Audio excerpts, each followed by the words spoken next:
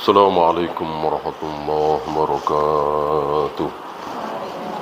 Innal hamdalillah nahmaduhu wa nasta'inuhu wa nastaghfiruh wa na'udzu billahi min shururi anfusina wa min sayyiati a'malina. Man yahdihillahu fala mudilla lahu wa man yudlil fala hadiya lahu. Asyhadu an la ilaha illallah wahdahu la syarika lah wa asyhadu anna Muhammadan abduhu wa rasuluhu wa ba'd. Kemarin sudah kita bahas bahwa Ahlus Sunnah wal Jamaah adalah siapa? Ahlus Sunnah wal Jamaah siapa? Iya, Rasul dan para sahabat. Jadi ibu jangan percaya kalau ada yang mengatakan saya Ahlus Sunnah wal Jamaah, ormas kami Ahlus Sunnah wal Jamaah, organisasi kami adalah Ahlus Sunnah wal Jamaah, negara kami adalah negara Ahlus Sunnah wal Jamaah. Itu bisa benar, bisa salah.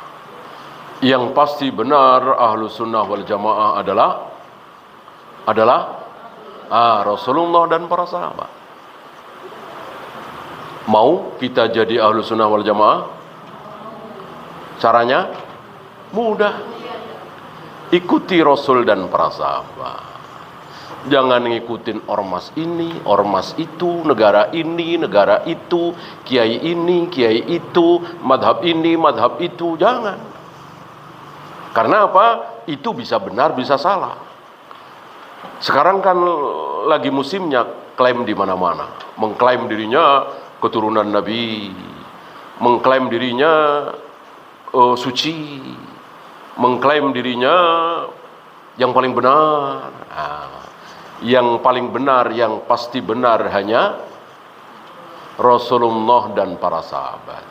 Bayangkan, dijamin Rasulullah dan para sahabat itu dijamin masuk surga, dijamin ampun, dijamin ridho. Jadi dosa apapun yang dilakukan oleh Rasul dan para sahabat dijamin ampun, dijamin ridho, dijamin surga. Mau apa lagi? Adakah selain Rasul dan para sahabat yang dijamin surga? Imam Syafi'i misalnya, Imam Bukhari misalnya, Imam Hanafi misalnya, Imam Maliki misalnya, Kiai A, Kiai B. Adakah yang dijamin masuk surga? Enggak ada. Jaminan di sini yang menjamin siapa? Yang menjamin Tuhan Rabbul Alamin, Allah Jalla wa Ala. Bukan stempel MUI, bukan stempel Lajnah Daimah, bukan stempel ormas Islam, tapi langsung Allah Rabbul Alamin, radhiyallahu anhum wa radu'an wa adda lahum jannah. Apa iya kita nggak percaya? Apa iya kita ragu? Allah sendiri yang menjamin bahwa Rasul dan para sahabat pasti surga, pasti diampuni, pasti diridhoi.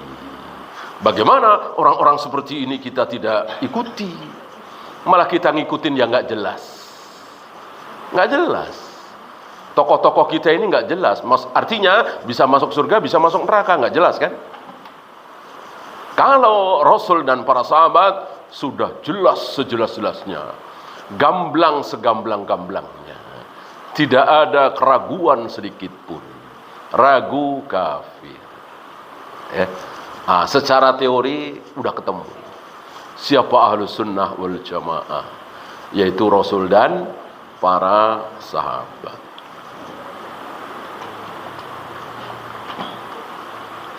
Apa ancaman bagi orang yang tidak mau mengikuti Rasul dan para sahabat? Pernah dengar, Bu? Biarin aja lah.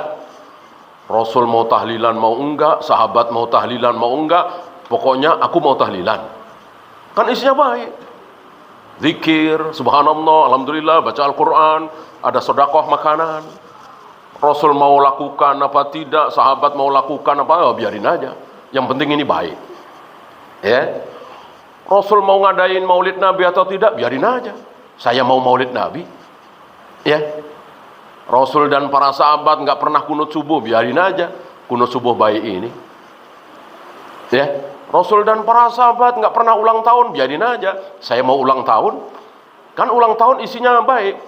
Saya isi dengan kebaikan, baca Al-Quran, sholat, manggil fakir miskin, yatim piatu untuk disantuni. Apa salahnya? Masuk harus ngikutin Rasul dan para sahabat. Nah, orang-orang seperti ini diancam apa oleh Allah? Nggak mau tahu, biarin. Rasul begini, biarin. Saya mau begitu. Rasul dan para sahabat begitu, biarin. Saya mau begini. Ya, ada orang-orang seperti itu? Ada. Lebih tentram, lebih nyaman mengikuti kiainya, mengikuti gurunya, mengikuti madhabnya. Tidak peduli, biarin aja Rasul dan para sahabat berjenggot. Saya mau motong jenggot. Ya, apa salahnya motong jenggot? Ya, kan tidak nyolong ini, tidak korupsi ini, cuman motong jenggot doang. Rasul dan para sahabat berjenggot, betul.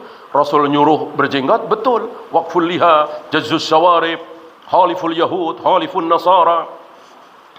Panjangkan jenggot kalian, maksudnya jangan dipotong, jangan dikrop. Rapikan kumis kalian, jangan sampai melewati bibir. Supaya jangan sama dengan orang Yahudi, orang Nasrani, orang Majusi. Biarin aja, apa salahnya motong jenggot. Nah, orang yang seperti ini tidak peduli, tidak mau mengikuti Rasul dan para sahabat. Ancamannya apa, Bu? Pernah dengar? Ancamannya apa? Nah, untuk tahu ancaman, tentu ancaman nggak boleh saya yang ngancem, nggak boleh MUI ngancem, nggak boleh Saudi ngancem. Yang berhak ngancem siapa? Allah Rabbul Alamin. Allah sudah ngancam. Di mana? Di surat An-Nisa. Di surat An-Nisa. Ayat berapa? 115. Ada yang bawa mushaf? Terjemahan saja ada? Yang bawa mushaf terjemahan ada? Biasakan bawa Al-Quran ya. Nggak ada satupun? Ada, Bu, silakan baca, Bu. Udah ketemu An-Nisa 115. An-Nisa surat keempat.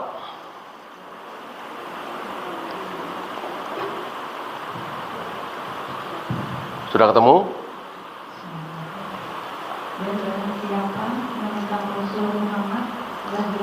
Ulangi agak las-lasan ya, tahu las-lasan ya. Agak pelan aja, suaranya kenceng tapi jangan cepet-cepet. Barang siapa menentang Rasul. Nah, menentang kan tadi kan? Biar menentang itu apa sih? Nggak mau ngikutin. Kan menentang tadi. Panjangkan jenggotmu. Biarin aja. Ikuti aku sholat begini. Aku nggak pernah sholat pakai usolli. Biarin aja untuk membantu hati pakai usolli. Ya, padahal Nabi bilang, sholatlah kalian persis seperti cara sholatku. Barang siapa yang menentang Rasul, terus? Setelah jelas kebenaran baginya, udah jelas nih. Kan udah saya jelasin nih, bahwa Rasul berjenggot, para sahabat berjenggot. Rasul sholat nggak pakai usolli. Rasul ada yang meninggal tidak pernah ditahlilkan 3 hari, 7 hari, 40 hari. Rasul nggak pernah seumur-umur merayakan ulang tahun beliau, maulid Nabi. Kan udah jelas nih, udah dijelasin. Tapi masih nggak mau nurut. Gitu. Barang siapa yang menentang, ulangi. Barang siapa?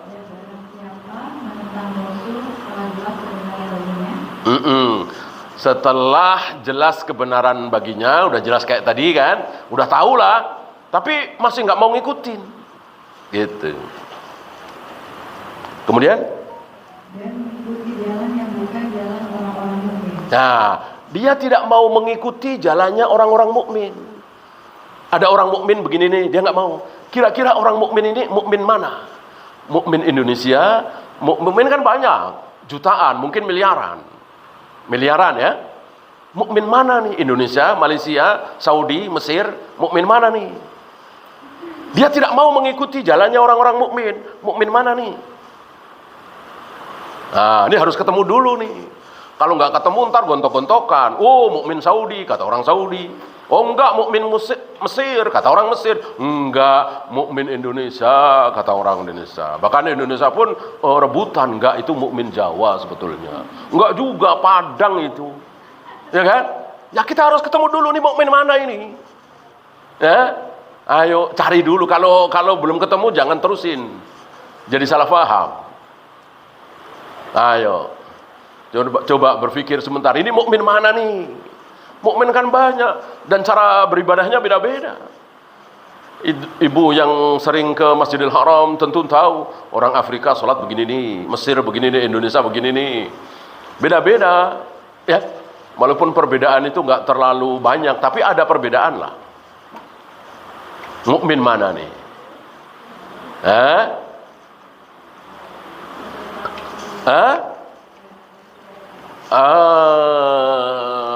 Kurang jelas. Kalau sesuai dengan Rasulullah kan Mesir juga ada yang sesuai, Saudi ada yang sesuai, Indonesia ada yang sesuai. Kita cari figur gitu. Sebagaimana udah ketemu satu Rasulullah sallallahu alaihi wasallam.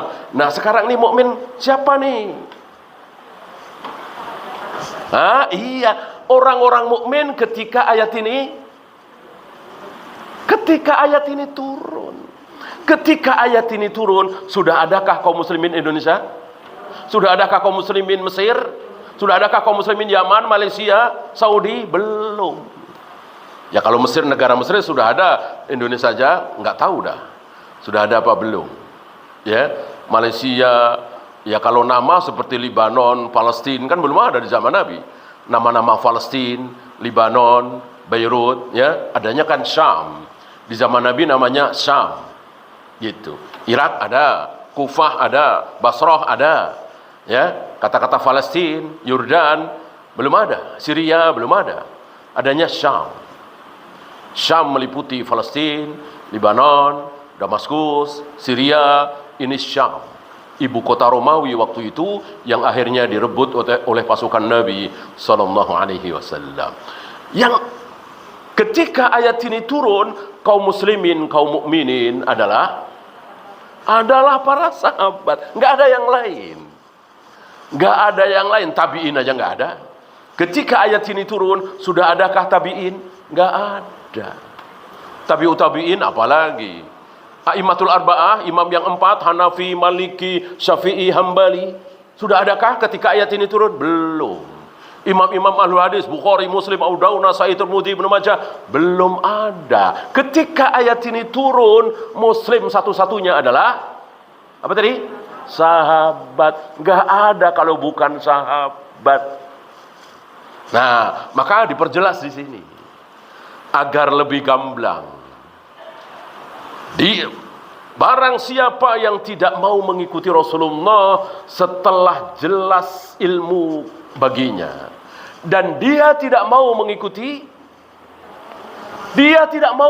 sahabat, tidak mengikuti jalannya orang-orang mukmin, atau mengikuti jalannya yang bukan orang-orang mukmin, tidak mau mengikuti sahabat. Rasul nggak mau, sahabat nggak mau. Seperti tadi, biarin aja Rasul dan para sahabat nggak pernah tahlilan. Orang tahlilan baik, saya tahlilan. Biarin aja Rasul dan para sahabat nggak pernah muludan. Orang muludan baik, saya mau muludan. Biarin aja Rasul dan para sahabat seminggu di Mekah, umrohnya cuma sekali, saya mau berkali-kali. Kan baik umroh. Gitu ya. Biarin aja Rasul dan para sahabat tidak pernah ziarah wali. Pernah dengar Rasul dan para sahabat ke sana kemari cari kuburan wali, cari kuburan Nabi? Ya. Rasul dan para sahabat ke Mesir nyari kuburan Nabi Ibrahim. Rasul dan para sahabat ke Yaman mencari kuburannya Nabi Musa. Rasul dan para sahabat ke Syam mencari kuburan para nabi, para rasul. Pernah dengar? Pernah dengar? Biarin aja Rasul enggak seperti itu dan para sahabat. Ini baik. Saya mau ke Madura, saya mau ke Banten, saya mau ke Cirebon, saya mau mengunjungi kuburan para wali. Rasul dan para sahabat tidak pernah mencari-cari kuburan wali, kuburan nabi, biarin. Nah begitu. Tidak mau mengikuti Rasul dan para sahabat. Dan itu masalah agama, bukan masalah dunia, ya. Apa ancamannya? Tadi kan saya nanya kan, yang tidak mau mengikuti Rasul dan para sahabat ancamannya apa? Nah, ayo teruskan bacanya. Nuwallihi ma tawalla. Nah, kami biarkan dia dalam kesesatan, karena pasti sesat. Tidak mau mengikuti Rasul dan para sahabat, nekat, bersikeras, ngotot, maka Allah ancam, akan kami biarkan kemana dia sesat. Biarin aja. Allah nggak mau kasih hidayah, kasih petunjuk. Orang ngotot, keras kepala, udah tahu Rasul dan para sahabat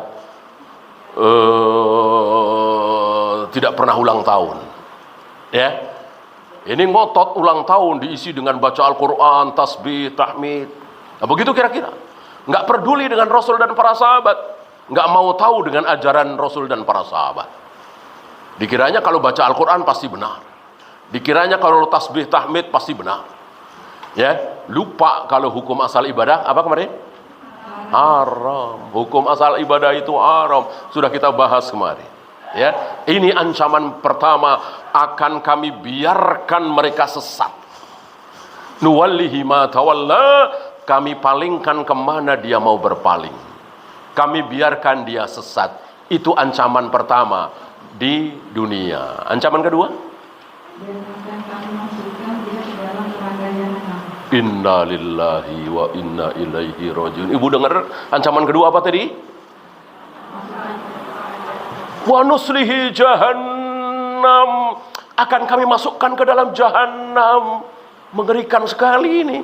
Salat, baca Al-Quran, zikir, wirid, ziarah wali, diancam jahanam. Kalau berzina, minum khamar, berjudi, membunuh, karuan. Karuan semua orang tahu. Nggak ada orang yang nggak tahu kalau zina itu haram, berjudi itu haram, khamar itu haram. Nggak ada yang nggak tahu. Karuan itu.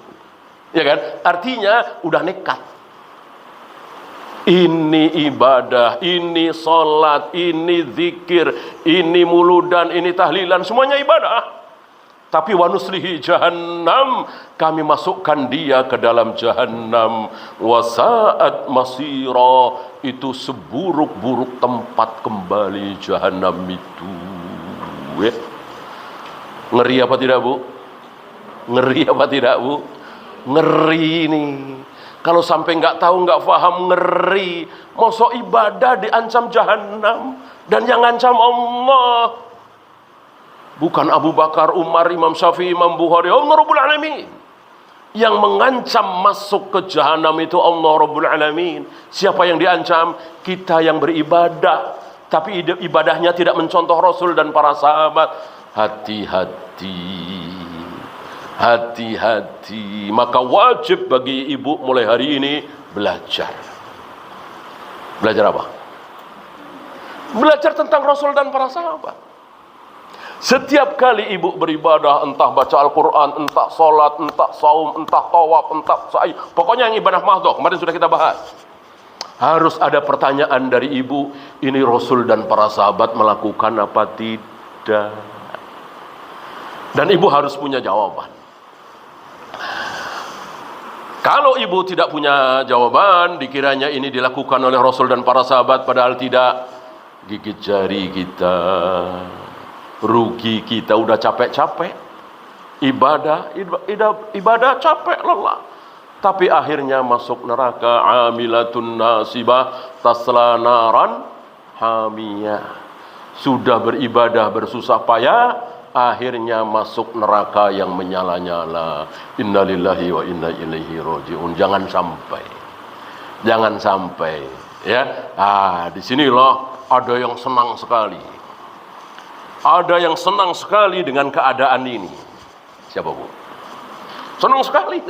Ya, ada ibadah, menyembah Allah, zikir, wirid, salat, saum, tapi diancam neraka. Ada yang senang sekali. Siapa, Bu? Siapa lagi kalau bukan iblis? Siapa lagi kalau bukan setan? Setan, iblis senang sekali. Ini dia nih.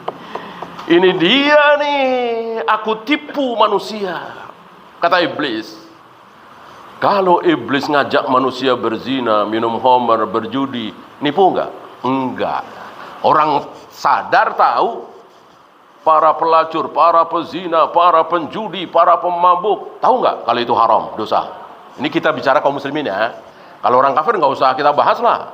Orang kafir pasti masuk neraka. Ngapain dibahas? Orang kafir itu pasti masuk neraka. Khalidina fiha abadan, kekal di neraka selama-lamanya. Nggak usah kita bahas. Kita bahas kaum muslimin yang kadang berzina, kadang sholat, kadang minum khamr, kadang jumatan, kadang berjudi, kadang ke masjid.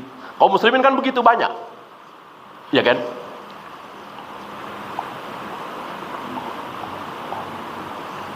Ketika mereka berzina, minum khamr, berjudi dan seterusnya, mereka tahu bahwa itu haram.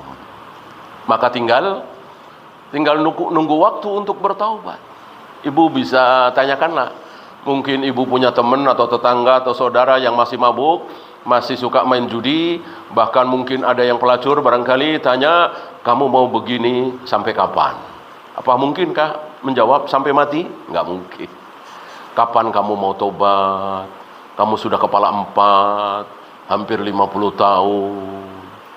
Ya nanti dah jeng ya. Nantilah kepala 5 dah. Ya, pasti. Ya, nggak mungkin. Saya nggak mau tobat. Saya akan jadi pelacur seumur hidup. Nggak mungkin. Saya akan jadi pelacur sampai umur 70 tahun. Lagian siapa yang mau 70 tahun, ya kan? Pasti dia akan merencanakan, akan berhenti, akan bertaubat, dan seperti yang kemarin kita bahas. Di kiri kanan kita yang rajin sholat, rajin baca Al-Quran, rajin sholat malam. Coba lihat 30 tahun yang lalu, 40 tahun yang lalu. Ada yang masih berzina, ada yang minum khamr, ada yang berjudi. Begitulah kaum muslimin rata-rata seperti itu. Banyaklah. Iblis tentu sedih sekali. Iblis tentu sedih sekali. Bertahun-tahun aku goda, bertahun-tahun dia berzina, minum khamr, berjudi. Sekarang taubat. Kalau taubat Allah mengampuni apa tidak? Mengampuni. Allah Maha Pengampun. Tidak ada dosa yang tidak akan diampuni oleh Allah. Ya, kalau dia bertaubat, bahkan syirik pun akan diampuni kalau dia bertaubat. Syirik tidak akan diampuni ketika dia tidak bertaubat, artinya mati dalam keadaan membawa dosa syirik. Adapun dia bertaubat, adapun dia berhenti dari syiriknya, insya Allah akan diampuni. Apalagi cuman berzina, minum khamr, berjudi, membunuh, insya Allah akan diampuni. Nah, apa enggak kiamat itu bagi iblis?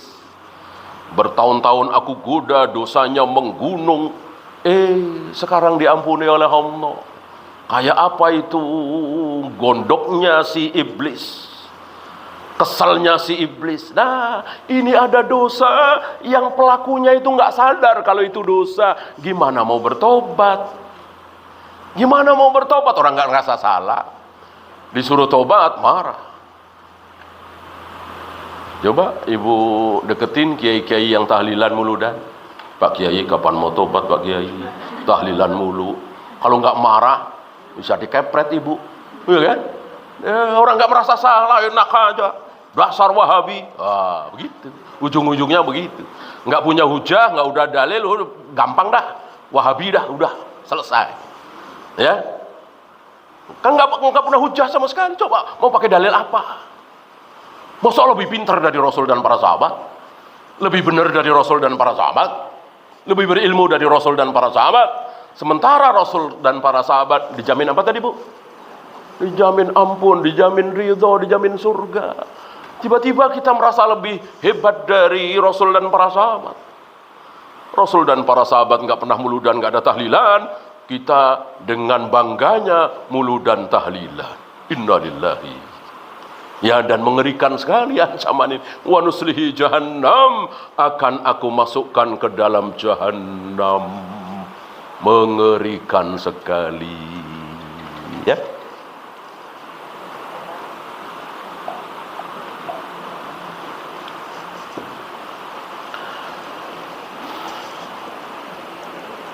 Nah, dengan demikian maka ibu wajib mencari tahu, ya, dengan belajar seperti ini.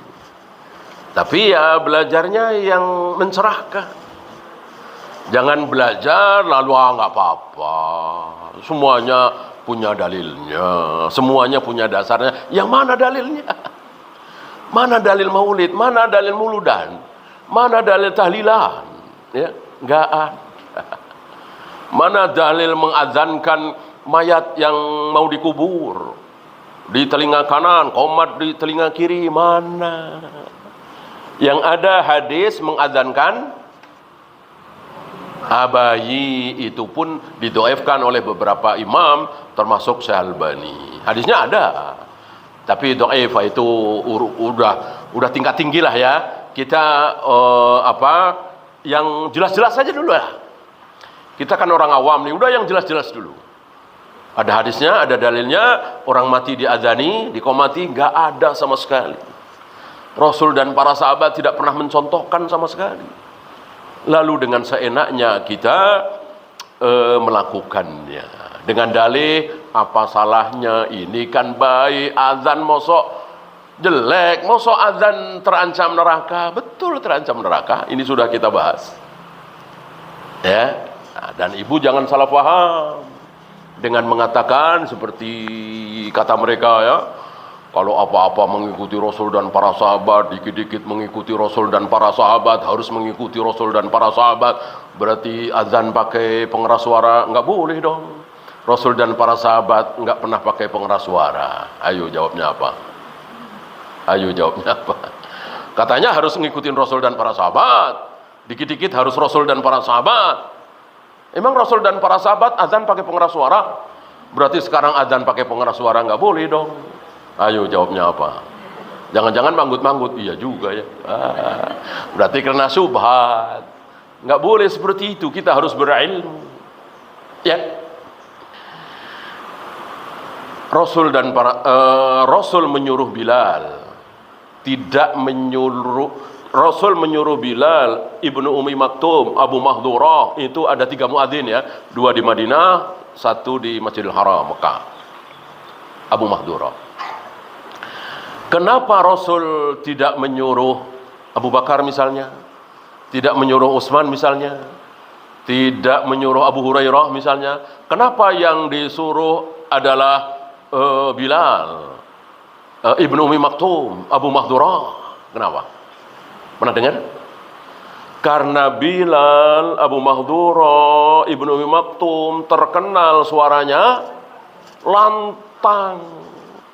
Kan ada orang kalau ngomong suaranya lantang, ada yang pelan, nggak bisa keras, gitu kan? Nah, 3 orang sahabat ini terkenal suaranya lantang. Berarti Nabi ingin azan itu suaranya kemana-mana. Ibu mungkin juga pernah dengar bahwa Rasul menyuruh Bilal setiap kali azan ke tempat ketinggian, naik. Dan bukan di dalam masjid, di luar masjid naik. Ada tempat agak tinggi, bukan menara ya. Nggak ada menara di zaman Nabi, nggak ada. Tempat yang agak tinggi. Supaya apa? Iya, supaya suaranya kemana-mana. Dan ini bukan masalah ibadah mahdoh. Nah, sekarang ada alat. Nggak usah naik ke tempat ketinggian, nggak usah cari orang yang suaranya lantang. Biasa saja Allahu Akbar, Allahu Akbar. Itu suaranya se-RT, bahkan se-RW, bahkan satu komplek kedengaran semua. Bolehkah? Ya tentu boleh. Itu bukan menyelisihi Nabi dan para sahabat. Yang menyelisihi Rasul dan para sahabat, dan itu bid'ah, dan itu keliru, dan itu dosa, itu kalau hayya ala sholahnya 3 kali. Ya. Ibu pernah dengar orang azan hayya ala sholahnya 3 kali? Dosa, bid'ah. Karena Nabi mencontohkan azan itu hayya ala sholahnya berapa? 2 kali. Hayya alal falahnya 2 kali. Ya kan?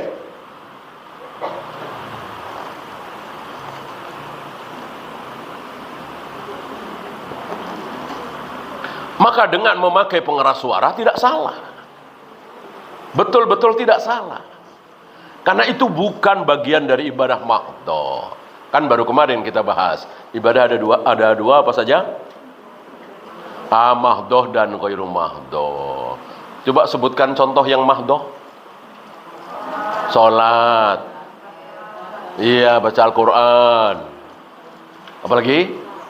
Tawaf. Sa'i. Apalagi? Wudu. Apalagi? Zikir. Apalagi? Tayamum. Apalagi? Melempar jumrah. Apalagi? Mencium hajar aswad. Itu ibadah mahdhah. Ibadah yang akal kita tidak bisa mencerna, kenapa harus dilakukan?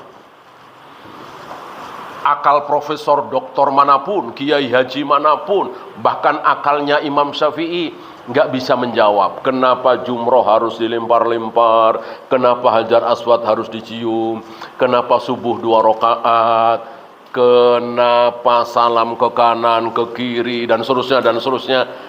Nggak ada yang bisa mencerna. Akal siapapun tidak ada yang bisa mencerna.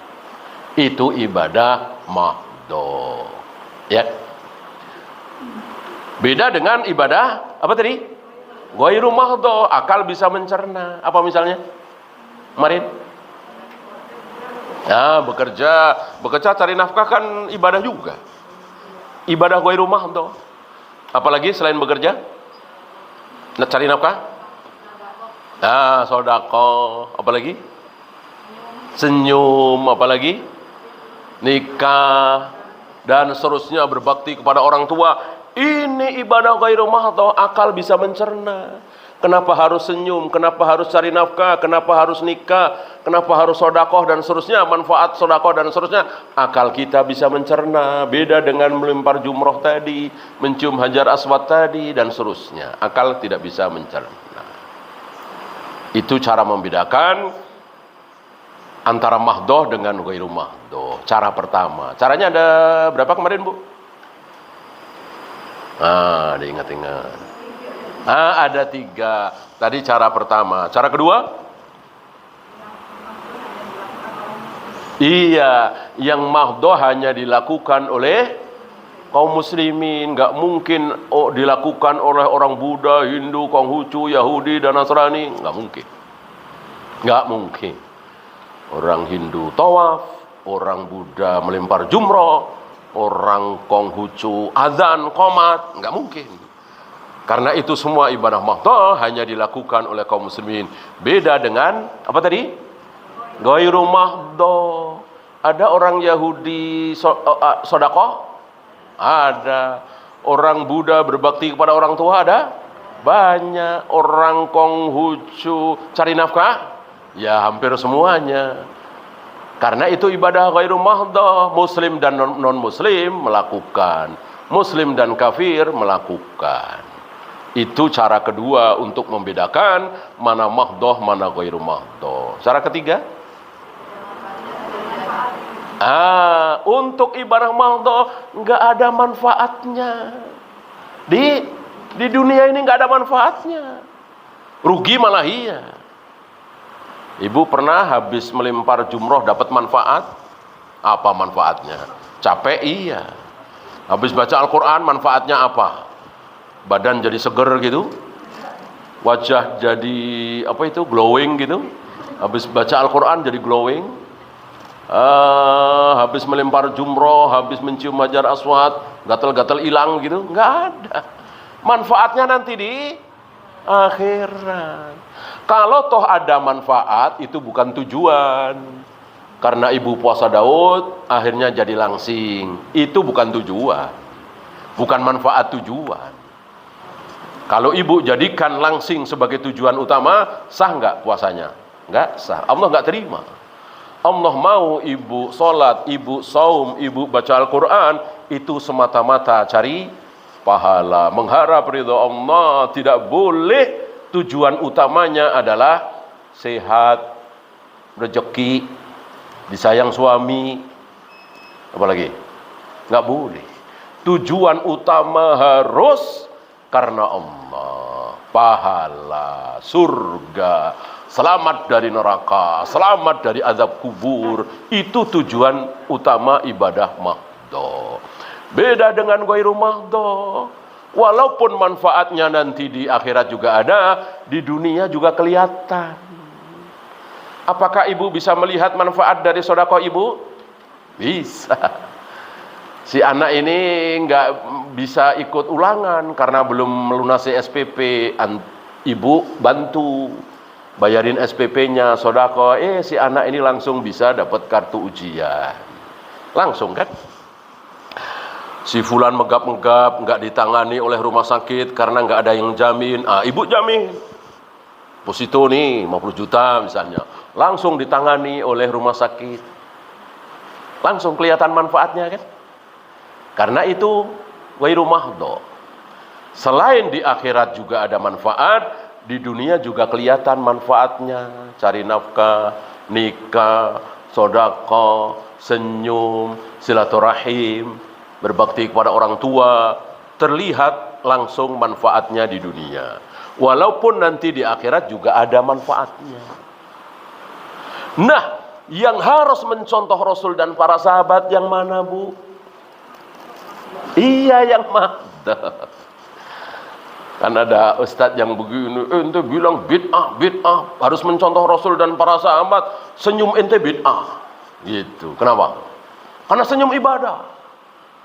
Emang senyum ente sama dengan senyum Rasul dan para sahabat?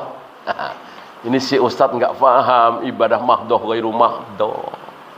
Kalau senyum, sedekah, cari nafkah, ini ghairu mahdoh. Tidak harus plek persis mencontoh Nabi. Yang harus mencontoh Rasul dan para sahabat, tidak melebihi Rasul dan para sahabat, itu khusus ibadah mahdoh. Harus paham ini. Mana mahdoh, mana ghairu mahdoh. Ini mendasar sekali, Bu, ya. Ini pelajaran dasar.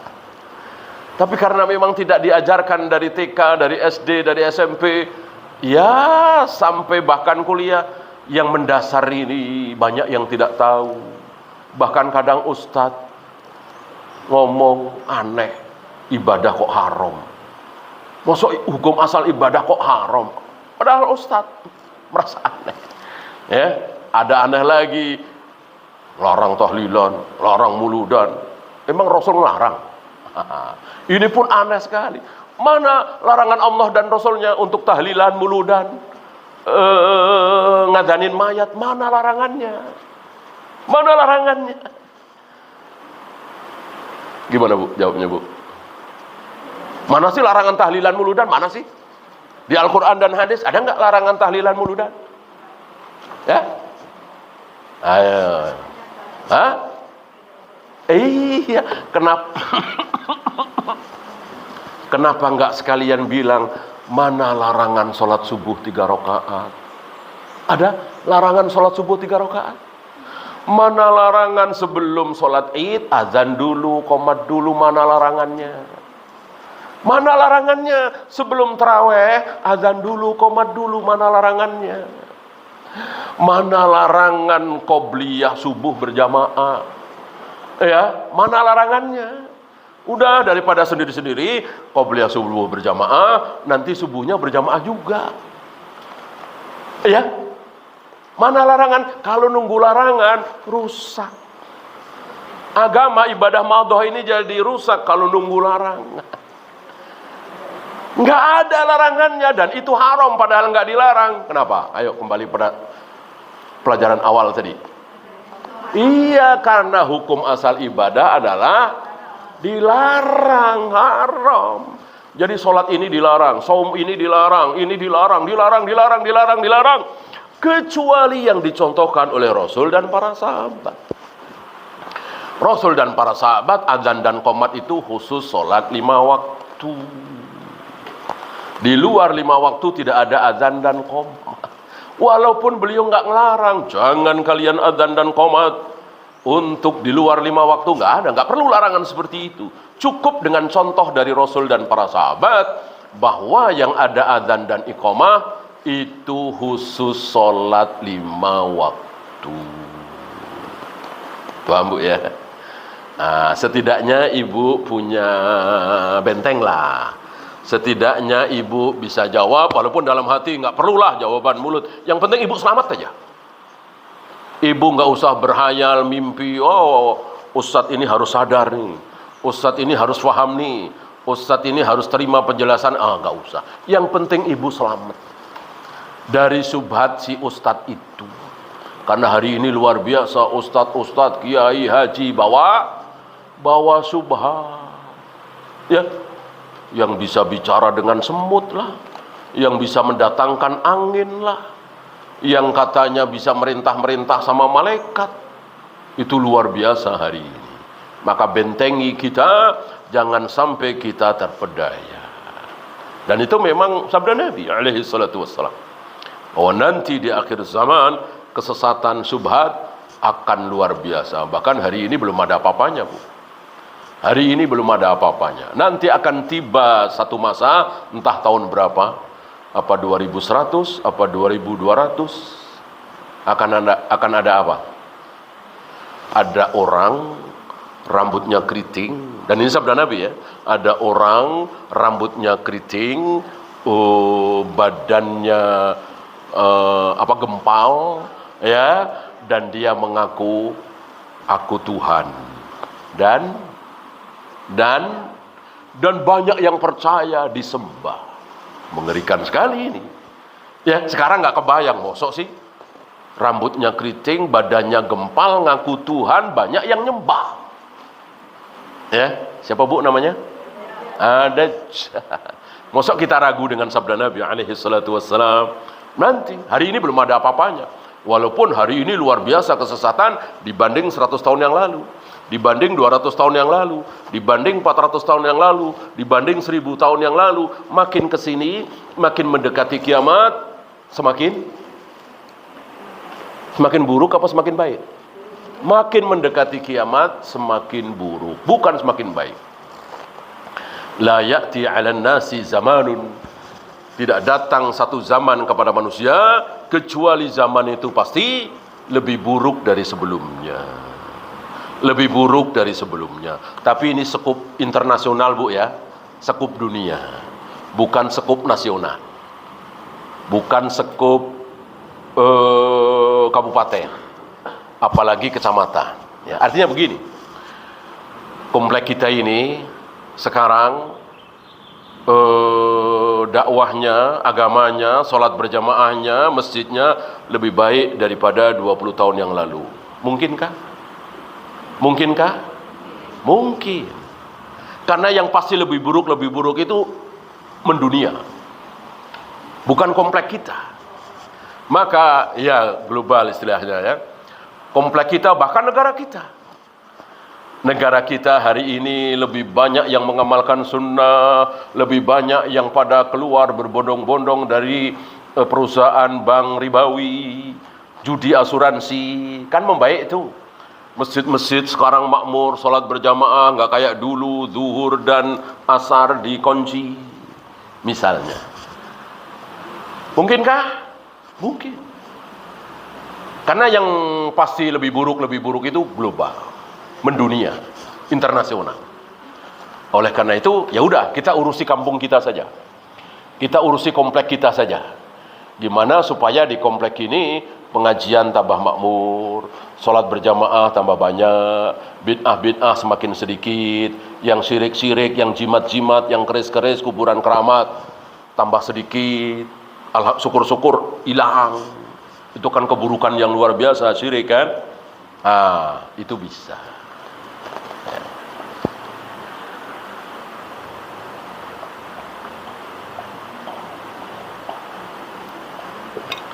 Maka pembahasan kita insya Allah bagaimana caranya supaya ibadah kita sama dengan Rasul dan para sahabat. Boleh kurang, Bu? Boleh kurang? Rasul dan para sahabat sholat tahajud, sholat qiyamul lail berapa? 11 rakaat. Saksi matanya adalah manusia yang sangat dekat dengan Nabi di malam hari. Siapa? Aisyah. Tentu Aisyah yang paling tahu ibadah malam Nabi. Lebih tahu dari Abu Bakar, Umar, Utsman, Ali, Zubair, Thalha, Abdurrahman bin Auf, Abu Hurairah dan seterusnya. Karena Nabi salat malam di rumah apa di masjid? Di rumah. Tentu yang paling tahu ibadah malamnya Nabi adalah istri beliau. Dalam hal ini, istri beliau yang masih hidup, sementara istri-istri yang lain sudah meninggal. Artinya bisa meriwayatkan hadis-hadis Nabi. Istri-istri yang lain sedikit meriwayatkan hadis Nabi. Kenapa? Sudah banyak yang meninggal. Apalagi Khadijah, ya kan, nggak pernah meriwayatkan hadis karena meninggal sebelum Nabi SAW. Karena Aisyah ini masih sangat muda, dinikah oleh Nabi di umur 9 tahun. Berarti ketika Nabi wafat kira-kira 19 atau 20 tahun, berarti muda sekali. Umurnya masih panjang untuk meriwayatkan hadis. Di sini Aisyah mengatakan, mazada Rasulullah ala ihda asyrata raka'atan fi Ramadan au fi ghairi Ramadan. Rasul salat malam qiyamul lail terdiri dari tahajud dan witir. Tahajud salat malam, witir salat malam. Tahajud qiyamul lail, witir qiyamul lail. Bedanya kalau tahajud pasti genap, witir pasti ganjil.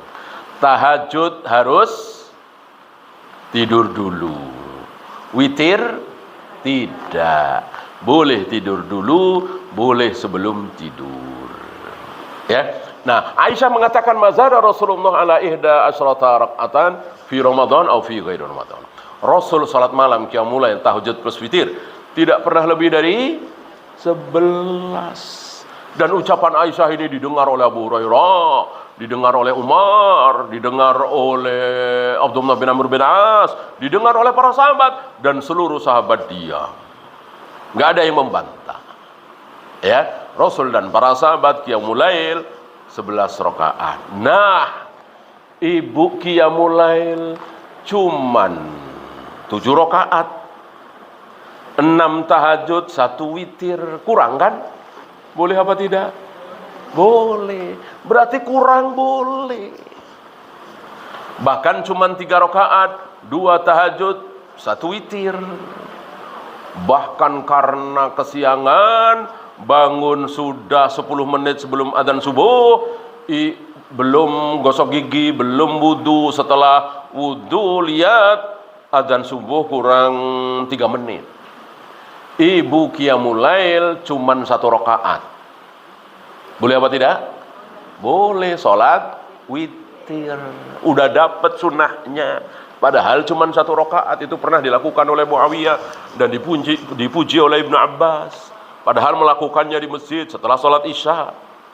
Inilah para sahabat. Ya, banyak yang kurang dari Nabi karena dalam hal ini boleh kurang. Ya kan? Bahkan enggak sholat tahajud sama sekali, enggak sholat witir sama sekali, dosa apa tidak? Tidak, kan enggak wajib. Boleh kurang. Bolehkah lebih? Ya ini yang tidak boleh. Ya kalau boleh lebih, ngapain Aisyah ngomong seperti itu? Ya, ngapain Aisyah ngomong Rasul tidak pernah lebih dari 11? Udah diam aja. Orang 12 boleh, 15 boleh, 20 boleh, 23 boleh, 30. Ngapain? Ngapain Aisyah membatasi seperti itu? Aisyah membatasi 11 karena Rasul memang selalu 11. Karena apa? Nggak boleh lebih. Nggak boleh lebih. Kalau boleh lebih berarti boleh dong subuh 3 rakaat. Boleh dong zuhur 5 rakaat. Apa bedanya? Apa bedanya? Emang kalau sunat boleh lebih, kalau wajib nggak boleh? Kaidah dari mana? Ya, artinya mau sholat wajib, mau sholat sunat tidak boleh lebih. Ya kalau sunat boleh lebih dari Nabi, tahiyatul masjid 3 rakaat, boleh dong. Sholat duha 3 rakaat, boleh dong. Ya. Ini dia. Ya, boleh kurang. Dalam hal ini, jangan salah paham ya. Belum selesai. Rasul dan para sahabat rata-rata menghatamkan Al-Quran, baca Al-Quran setiap hari terus. Rata-rata khatam berapa? Berapa? Sebulan. Sebulan. Ya, sebulan. Kadang lebih, ya. Kurang jarang, ya. Karena memang berat. Gitu. Ada riwayat seminggu dan ini sulit, ya. Ya, dia harus 24 jam kali 7 nggak ngapa-ngapain. Kan nggak boleh baca boleh nggak baca Al-Quran begitu? Kalau boleh bisa mungkin 3 hari atau 4 hari yang sudah luar biasa ya, atau hafal ya. Bismillahirrahmanirrahim. Kan cepat itu. Boleh apa tidak? Nggak boleh. Hak-hak hurufnya itu, panjang pendeknya, makrotnya harus dipenuhi. Walaupun mungkin agak cepat. Alhamdulillahirabbil alamin, arrahmanirrahim, maliki yaumiddin. Jelas. Walaupun mungkin agak cepat. Dan itu nggak mungkin 3 hari. Nggak mungkin. Ya. Intinya Rasul dan para sahabat rata-rata menghatamkan Al-Quran sebulan. Ibu 2 tahun baru khatam, dosa nggak? Boleh nggak? Ya, ibu ya anaknya 5 masih kecil-kecil, baru megang Al-Quran, yang sono yang sini nangis, yang sini belepotan lumpur, namanya bocah. Ya, taruh lagi Al-Quran, ngurusin anak, dan jangan dikira ini nggak ada pahalanya. Pahala besar, Bu. Capek, lelah, bahkan sampai sakit ngurusin anak, luar biasa pahalanya. Belum tentu ibu yang ngaji seminggu 3 kali baca Al-Quran bisa mengalahkan si fulanah yang jarang sekali ngaji karena repot dengan anak. Ya, sekali lahir kembar, bahkan ada yang kembar 3 misalnya. Anak 5 masih kecil-kecil semua. Ya, tentu repot sekali. Mau cari pembantu nggak bisa gajinya. Pendapatan suami kecil. Ya, bismillah. Capek lelah ngurus anak, pahala yang sangat besar. Bisa menjadi penghalang antara dia dengan neraka. Ya, maka ibu kalau ada yang punya anak banyak, masih kecil-kecil, repot, capek, jangan nyesel. Jangan berduka cita, jangan meratapi nasib. Saya jadi nggak bisa ngaji kayak si A, si B, si C. Saya baca Al-Quran nggak selesai. Biarin. Ini kan wajib. Baca Al-Quran, ngaji. Ya, ngaji kan mencari ilmu kan tidak harus dengan datang ngaji. Sekarang luar biasa kan.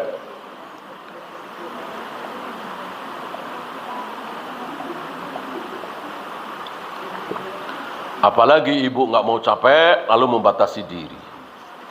Saya mau 2 anak saja, saya mau 3 anak saja, jangan.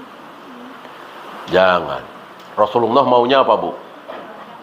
Rasulullah maunya anak-anak ibu itu sedikit apa banyak? Banyak. Aku akan berbangga nanti dengan nabi-nabi yang lain, dengan banyaknya umatku. Maka Nabi senang sekali dengan wanita-wanita yang banyak melahirkan anak. Salah satu ciri wanita ahli surga, ya, gampang khidbahnya, gampang akadnya, gampang maharnya, nggak mahal-mahal, dan gampang rahimnya. Ya, bentar-bentar melahirkan, ya. Itu ciri-ciri wanita ahlu surga. Ya, mungkin itu dulu. Kita teruskan dengan soal jawab. Silakan kalau ada pertanyaan. Jangan sampai ibu salah paham, jangan sampai terkena syubhat, jangan sampai menganggap yang bid'ah menjadi sunnah. Ya. Satu lagi tadi, apakah boleh kurang dalam hal-hal tertentu? Boleh kurang. Rasul dan para sahabat sholat maghrib berapa rakaat? 3. Ibu 2 rakaat. Boleh apa tidak? Tentu tidak boleh. Yang ini nggak boleh kurang. Yang ini nggak boleh kurang. Rasul dan para sahabat puasa Ramadan berapa hari? Nah, 30 atau 29 hari sebulan. Ibu cuma 20 hari, padahal nggak haid, nggak nifas, nggak hamil. Bolehkah? Ya tidak boleh. Yang ini nggak boleh kurang. Ya. Jadi ada yang boleh kurang, ada yang tidak boleh kurang. Yang pasti tidak boleh adalah apa tadi? Yang pasti tidak boleh adalah lebih dari Rasul dan para sahabat tidak boleh.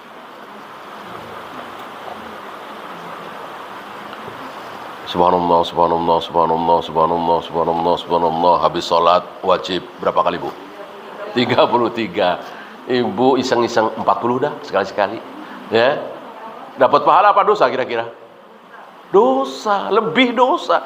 Karena Rasul dan para sahabat mencontohkan 33. Ibu sengaja 40. Dosa. Nggak boleh lebih. Apapun nggak boleh lebih. Karena Rasul dan para sahabat itu sudah pas, sempurna. Ciri-ciri sempurna apa, Bu?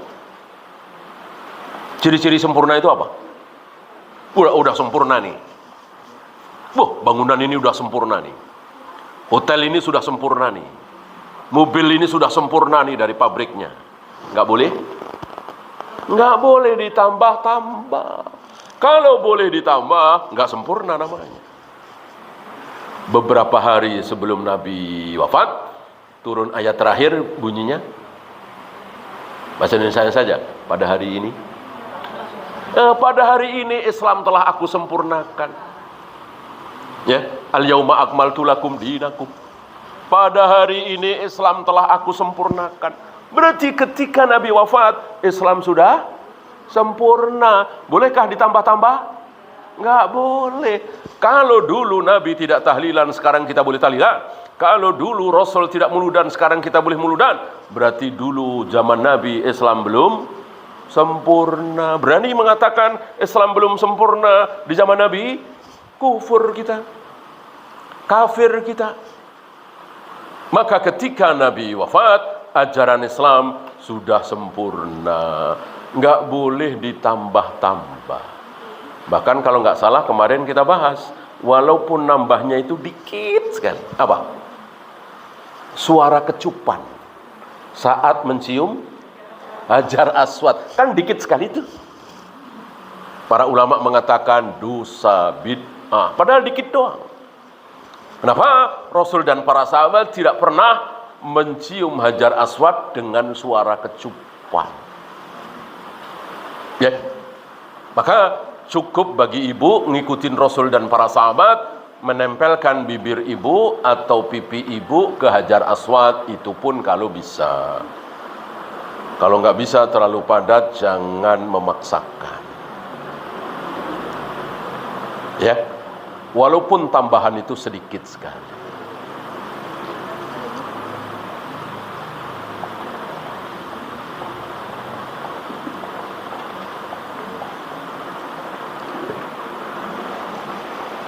Silakan Bu, ada pertanyaan?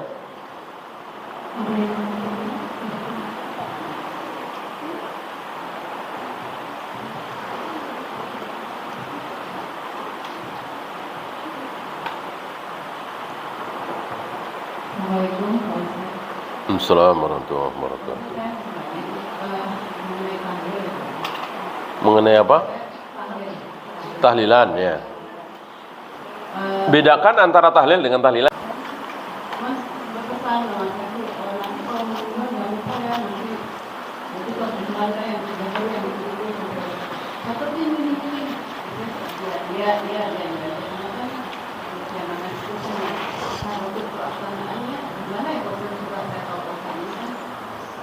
Iya, kalau beliau sudah sepuh sekali, mungkin 80 tahun, 85 tahun, sulit sekali menerima pelajaran, ya ibu boleh, ya insya Allah aku akan urus jenazah ibu sesuai dengan sunnah Rasul, gitu.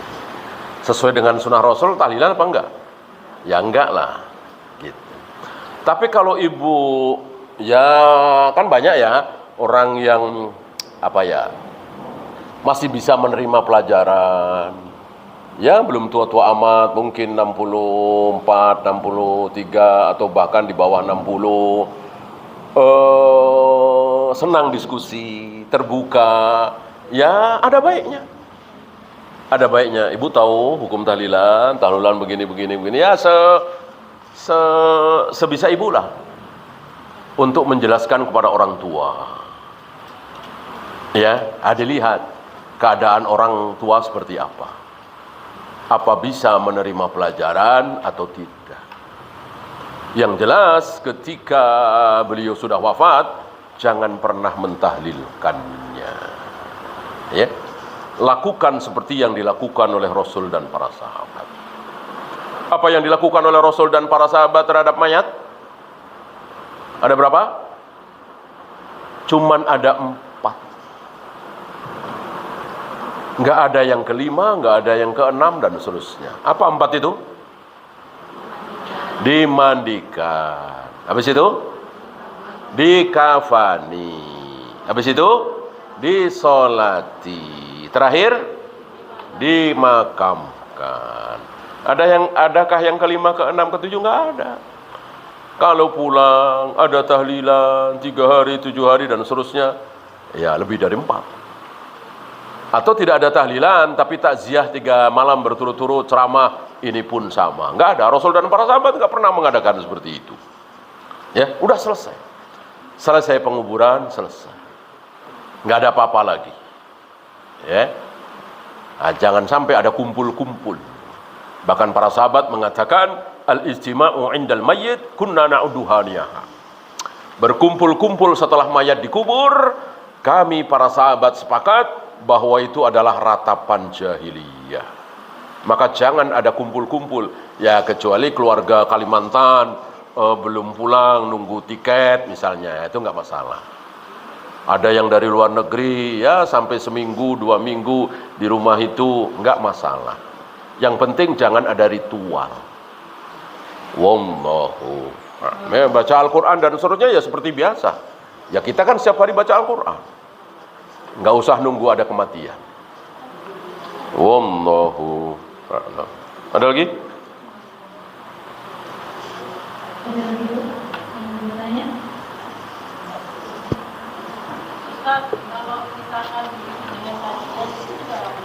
Itu tadi, jangan ya. Jangan. Mungkin ya, atau mungkin ada apa ya? Ada misi ya. Ini keluarga banyak nanya-nanya. Baru kali ini nih ada kematian nggak ditahlilkan. Kenapa nih, aliran apa? Bolehlah undang ustadz yang paham, tapi jangan ustadz yang ibu belum kenal ya. Diterangkan di situ belak-belakan. Hukum tahlilan begini.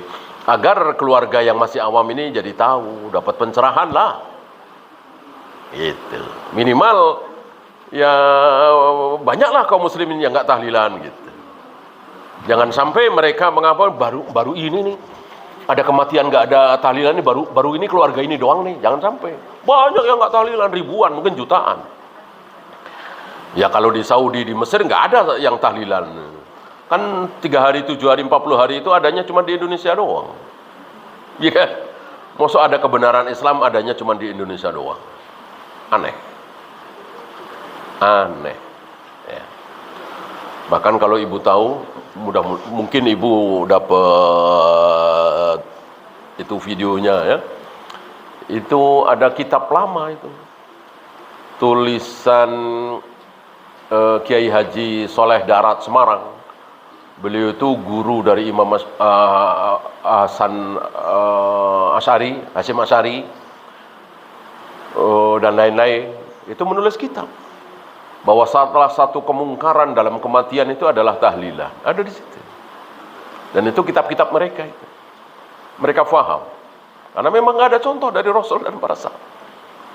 Betul-betul hanya ada di Indonesia. Dengan beberapa istilahnya. Istilah bid'ahnya itu.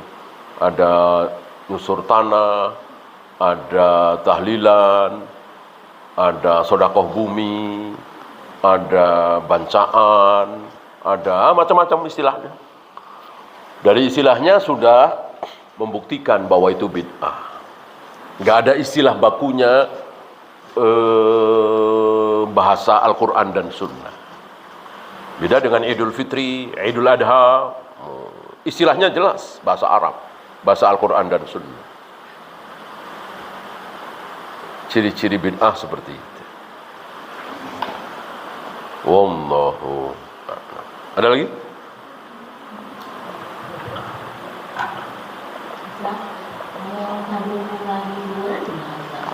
Gimana?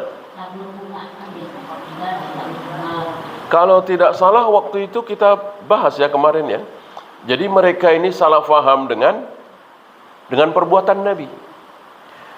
Jadi ada riwayat, ini sahih, ada Bukhari, Muslim dan lain-lain. Nabi dan para sahabat sedang berjalan melewati dua kuburan. Tiba-tiba Nabi berhenti. Nabi mengatakan, ini dua kuburan, satu laki-laki, satu perempuan. Dua-duanya sedang disiksa. Yang perempuan karena namimah, sering mengadu domba. Yang laki-laki karena sering kencing tidak cebok. Dan itu banyak kebiasaan laki-laki seperti itu. Sedang disiksa. Seandainya kalian mendengar jeritan siksaan itu, bukan ngelihat ya, mendengar doang, kalian gak akan berbuat apa-apa dan dunia ini akan selesai. Ya, seandainya manusia semua ini mendengar, bukan melihat ya, cuma mendengar doang, rintihan siksa kubur, maka dunia ini akan selesai, manusia akan punah. Kenapa? Kenapa? Manusia habis. Kalau rintihan kuburan itu terdengar oleh kita semua, para manusia, maka manusia akan habis. Kenapa? Karena semua akan ke masjid, sholat, beristighfar, mohon ampun kepada Allah. Nggak ada yang mau urusan dunia, nggak ada yang mau kerja, nggak ada yang mau nikah, nggak ada yang mau cari nafkah, nggak ada yang mau olahraga. Pokoknya urusan dunia, apalagi main bola, ya, apalagi nonton bola, nggak mau. Kalau dia dengar rintihan jeritan orang yang sedang disiksa di alam kubur itu, ya punahlah. Orang kan pasti mati. Sementara nggak ada yang mau nikah, habis. Ya, Allah nggak mau seperti itu. Lalu Nabi mengambil pelepah kurma. Lalu dibagi dua.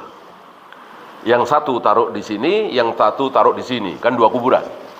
Lalu Nabi bersabda gimana? Selagi pelepah kurma ini masih basah, belum kering, maka siksa dua orang ini akan diperingan. Bukan dihentikan, diperingan. Ya. Sampai di sini, apakah menjadi sunnah meletakkan pelepah, ya kalau kurma nggak ada ya, pelepah daun pisang, daun-daun rambutan, bunga-bunga, dengan harapan supaya si mayat yang di dalam itu diperingan siksanya. Jawabnya, nanti dulu. Lihat contoh para sahabat.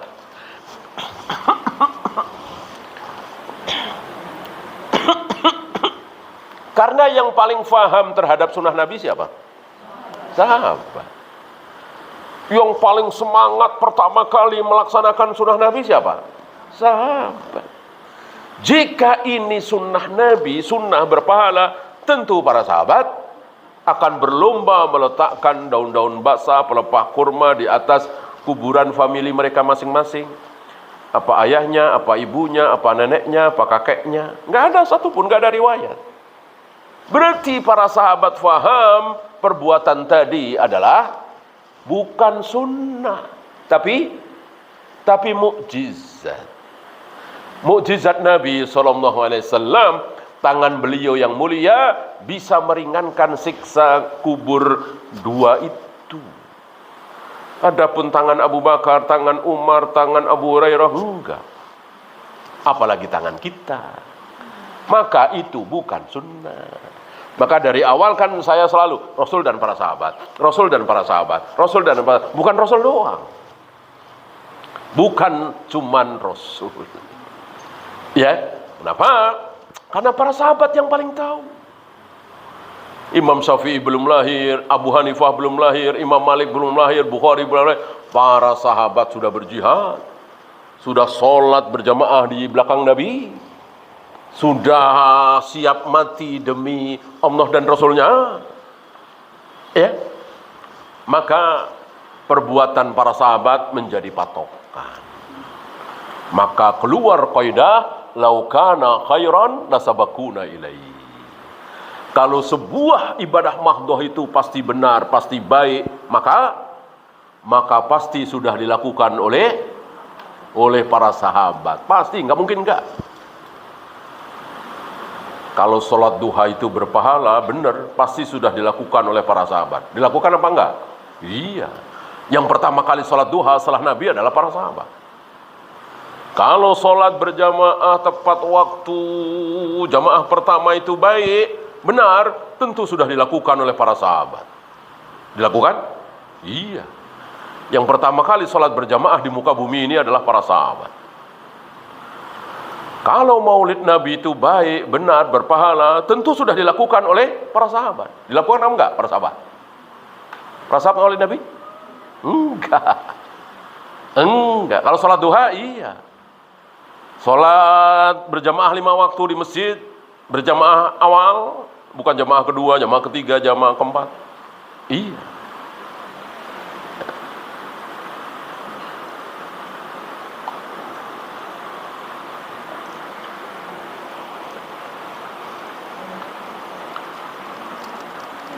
Ada lagi?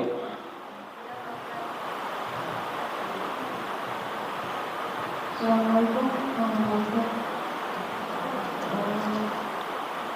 Sebagaimana kita ketahui bahwa pelaku bid'ah itu kan seringkali tidak menyadari, lalu mereka jadi tidak bertaubat karena tidak menyadari kesalahannya. Yang pertanyaan adalah apa saja ciri-ciri bid'ah agar kita terhindar daripadanya pada saat itu? Ciri apa saja ciri-ciri bid'ah? Nggak ada cirinya ya. Ciri lihat nih, oh ini bid'ah nih. Oh ini kalau saya begini, nggak ada. Gimana? Kalau ada ciri-cirinya kita nggak usah belajar dong. Nggak ada ciri-cirinya. Ya. Kalau pengertian bid'ah, ya bid'ah adalah ibadah mahdhah seperti sholat, seperti saum, seperti tawaf, seperti sa'i, seperti adzan, qomat yang tidak pernah dicontohkan oleh Rasul dan para sahabat. Itu takrifnya. Kalau ciri nggak ada. Ya. Seperti orang ini ciri-ciri orang Arab begini-begini. Mancung, brewokan misalnya kan bisa lah. Ciri-ciri orang Indonesia begini, bisa lah. Kalau ciri-ciri bid'ah sunnah ya nggak bisa, harus belajar kita, harus berilmu. Ya, ketika ibu belajar, lalu ibu berilmu, tahu bahwa Rasul dan para sahabat tidak pernah azan kecuali untuk panggilan sholat 5 waktu. Tiba-tiba ibu masuk satu daerah, di situ ketika gerhana misalnya ya adzan ya. Ibu tahu oh ini bid'ah karena ibu tahu bahwa Rasul dan para sahabat adzan itu cuman sholat 5 waktu, di luar itu nggak ada adzan gitu ya. Mungkin ibu pernah lihat di satu daerah ketika menempati rumah baru itu adzan. Adzannya ada yang di kamar mandi, ada yang di kamar depan, ada yang di kamar utama, ada yang di kamar belakang, gitu. Jelas ini bid'ah. Karena Rasul dan para sahabat tidak pernah melakukan seperti itu. Wallahu a'lam.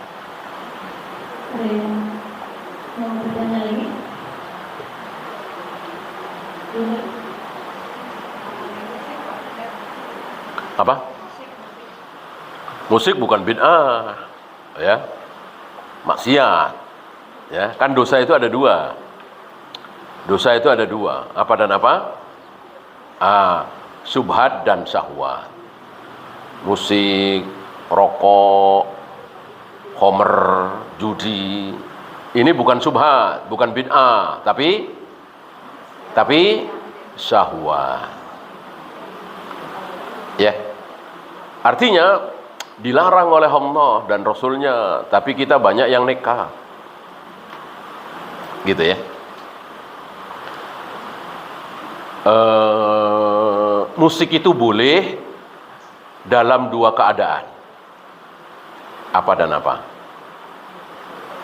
Itu pun sebatas duf ya, tabuhan-tabuhan. Apa? Pernah dengar? Musik, tabuhan-tabuhan itu boleh dalam dua keadaan. Apa? Satu. Iya, hari raya, Idul Fitri, Idul Adha. Mana dalil? Waktu itu Rasul dan para sahabat, Rasul dan Aisyah, di hadapan beliau ada jariyah. Jariyah itu gadis kecil lah ya. Dan biasanya budak. Itu pakai tabuhan ya, musik lah kata kita. Tiba-tiba datang Abu Bakar. Ya. Abu Bakar mengatakan mizmarun min mazamiris syaitan. Ini seruling setan, ini seruling setan. Tidak pantas diperdengarkan di hadapan Rasulullah. Nabi bilang, "Da'huma ya Abu Bakrin." Ini dua orang, jariyahnya dua ya. Gadis kecilnya ada dua. Biarkan wahai Abu Bakar. Kamu lupa fa innal yaum yaumul aid. Ini hari raya. Kamu lupa Abu Bakar, ini hari raya. Jadi kalau hari raya boleh. Gitu ya. Hari raya ada dua, apa dan apa? Idul Fitri dan Idul Adha. Di luar yang dua ini enggak ada hari raya, enggak boleh diperingati. Maulid Nabi, Isra Mi'raj, Nuzulul Quran, Tahun Baru Islam. Apalagi?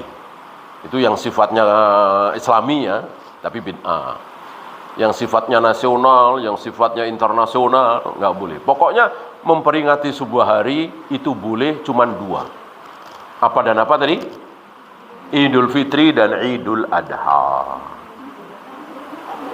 Ya, itu boleh. Satu lagi yang juga boleh, pernikahan. Dalam pernikahan boleh. Nabi pernah menyuruh ketika ada seorang sahabat nikah dengan wanita Ansar supaya memakai lahwun. Ya, intinya musik lah. Musik sederhana sesuai dengan zamannya. Wallahu a'lam. Saya dengar 17 Agustusan itu dan sering sekali Iya. Mau 17, mau 27, intinya kita hanya boleh memperingati hari itu adalah Idul Fitri dan Idul Adha. Sekarang begini, memperingati 17 Agustus itu kan tujuannya baik ya, orang-orang itu ya. Saweran, iuran, buat lomba, beli bendera, hias-hias ya. Merdeka atas jasa pahlawan ya. Coba seandainya iuran itu, duitnya itu jangan buat beli bendera, jangan buat hias-hias, jangan buat lomba seneng-seneng, tapi kumpulin, kita serahkan ke janda-janda pahlawan atau anak-anak pahlawan yang mungkin banyak yang miskin. Bagusan yang mana coba? Bagusan mana coba? Insya Allah kita semua bisa mikir dan bisa jawab. Kenapa enggak yang lebih bagus? Ya, kenapa tanggung-tanggung sih, senang-senang seperti itu? Dengan dalih, kita menghormati jasa pahlawan. Kalau bukan karena pahlawan-pahlawan kita tidak akan merdeka dengan asbab mereka. Bagus. Ya, kenapa kita tidak cari janda-janda pahlawan, anak para pahlawan, cucu para pahlawan, tidak semuanya hidup berkecukupan. Mungkin ada yang miskin, mungkin ada yang nganggur. Nah, kita bantu. Kalau bisa berkesinambungan, jangan cuma setahun sekali. Mestinya seorang muslim itu berpikiran cerdas seperti itu ya. Jangan sempit seperti itu, sempit sekali itu. Ya, masa menghormati jasa para pahlawan dengan hal-hal yang nggak jelas seperti itu. Campur aduk laki perempuan, dangdutan segala macam. Ya, wallahu. Ini kan sebenarnya ya Ustaz, kita kan datang undangan selama situ biasanya juga kebiasaan ada hiburan supaya kami tidak tahu itu. Begitu ibu datang, ada maksiat, ya udah pulang, ngapain terusin? Emang ada kewajiban terus duduk di situ?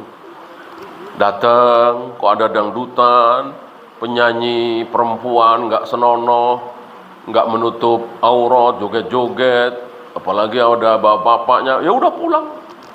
Susah-susah amat, ya. Hablum minan nas nggak boleh dengan cara maksiat.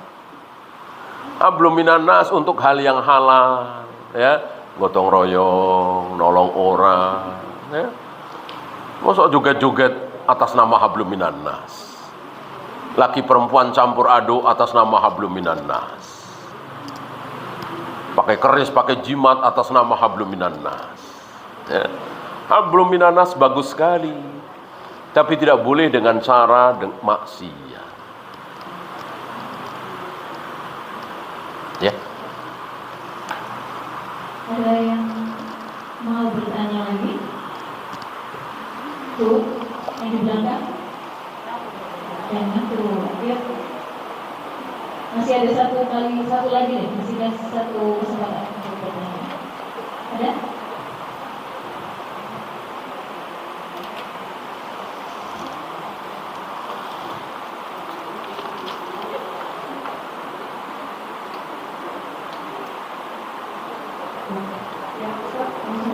Ini ada pertanyaan tertulis.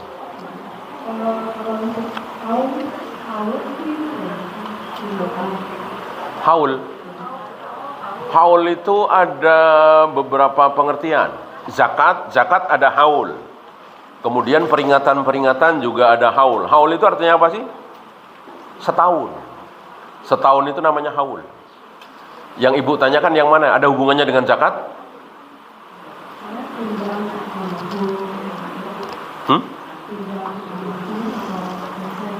Enggak kedengeran. Apa? Oh iya, bid'ah itu. Bid'ah. Haulnya Mbah Kiai Anu, haulnya Kiai Haji Anu, bid'ah. Iya, haulnya nenek kita yang telah meninggal, haulnya kakek kita yang sudah meninggal, ini bid'ah. Orang yang sudah meninggal, udah nggak usah diperingati. Itu mengandung apa kalau ibu tahu? Mengandung protes, ya. Nenek kami orang baik, kakek kami orang baik, kok belum 60 sudah dimatikan, nah, lalu diperingati. Allah benci betul itu. Udah lupakan. Ingatlah nasihat-nasihat beliau. Ingatlah petuah-petuah beliau. Ingatlah ajaran beliau kalau beliau mengajarkan kebaikan. Adapun nama, apalagi pakaian, apalagi hobi beliau, lupakan. Kita cinta sekali dengan ibu kita hobi sekali kopi gayo misalnya, kopi pahit gayo misalnya. Kita bikinin. Ya. Setiap hari kelahiran beliau atau kematian beliau, ini syirik, nggak boleh. Ya, lupakan hobi beliau, lupakan fisik beliau, pakaian beliau. Ingat-ingatlah nasihat-nasihat beliau, wasiat-wasiat beliau, petuah-petuah beliau. Bukan orangnya, bukan fisiknya. Ya.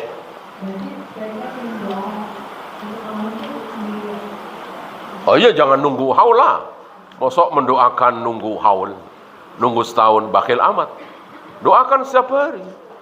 Ibu sujud, ibu sedang berbuka puasa, ibu berada sejam 2 jam sebelum subuh, ibu ketika hujan lebat, ibu sedang safar. Itu saat-saat di mana doa kita sangat didengar oleh Allah. Berdoalah, semoga ibu kita, nenek kita diampuni oleh Allah, diselamatkan dari siksa kubur, diselamatkan dari jahanam, dimasukkan ke dalam surga, gitu. Paham Bu ya? Ya? Solawatan. Yang pakai an-an itu bermasalah, nggak usah pakai an-an lah. Solawat aja. Solawat. Solawat pahala besar. Solawat pahala besar, solawatan, nah itu yang bermasalah. Tahlil pahala besar, la ilaha illallah. Ini pakai an, tahlilan. Ya. Maulid, ya iya, maulid kan kelahiran Nabi. Kalau Nabi nggak lahir ya kita semua sesat. Kenapa pakai an, maulidan? Ya. Jangan pakai an-an.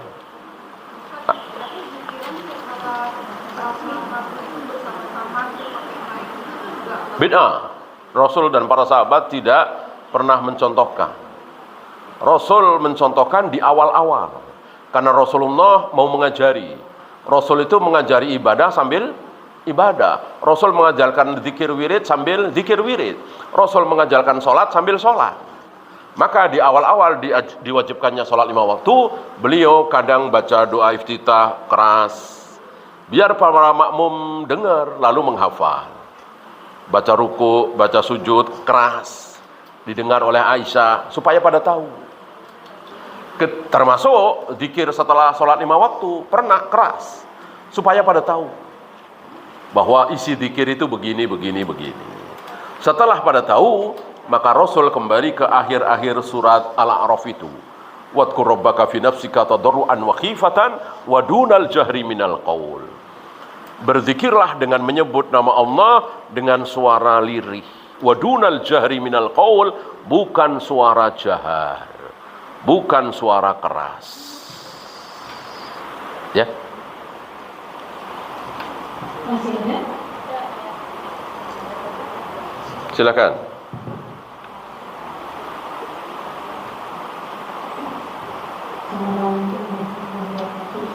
Waalaikumsalam.